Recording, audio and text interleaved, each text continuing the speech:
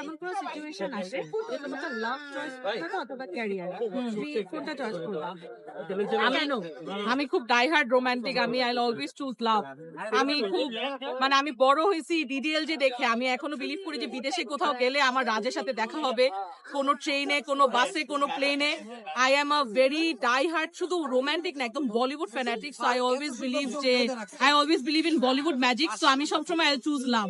Career তো হবে আস্তে ধীরে, এখনো তো এটা ক্যারিয়ার, এটা কি কোনো ক্যারিয়ারের আমি কি করতেছি? আমি দেখো একটা ইভেন্টে এসে 7 আপ খাচ্ছি, ব্লগ টকের কোনো খবর নাই। স্বপ্নে রাজকুমারকে পেয়েছো? এখনো পাইনি, হয়তো পাবো একদিন। প্লিজ আমার জন্য দোয়া করবে। কোন ক্যাটাগরি থাকা উচিত তার মধ্যে? ক্যাটাগরি না, আই থিংক ইফ দ্য মানে কোন মানুষ তার পারফেক্ট হয় না, পারফেকশন তখনই আসে if that other person can make me happy. এখন ও হাজার ইমপারফেক্ট হোক, বাট ও যদি আমি যদি তার সাথে হ্যাপি থাকি, দ্যাট ইজ মাই পারফেক্ট গাই। আচ্ছা, আমার বিষয়ে তোমার কোন বিষয়টা ভালো লাগে? আমার তোমার সবচেয়ে, এটা আমি তোমাকে অনেক বলি, তুমি অনেক ফ্যাশনেবল।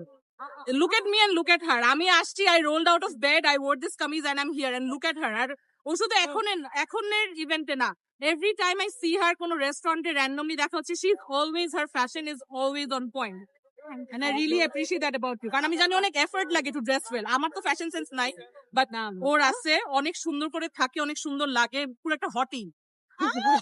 তোমার মনে আছে একটা যে চিতা ড্রেস পরে আসছিলা? To this day I remember her. আমি ওকে বলছিলাম ওইটা অনেক মানাইছে তোমার। Take care.